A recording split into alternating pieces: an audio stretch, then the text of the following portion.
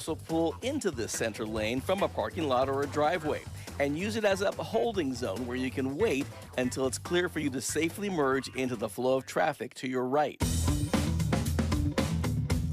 But here's the catch. In both situations, you're allowed to be stopped in the left turn lane, but you can't travel in that lane. So if you find yourself passing cars to your right or using the center lane as you would, say, a freeway on-ramp to get up to speed to merge, you're breaking the law.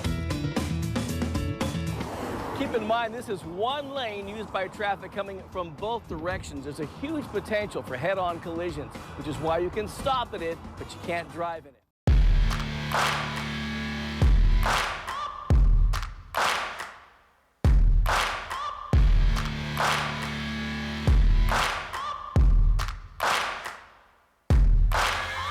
Searching for greatness.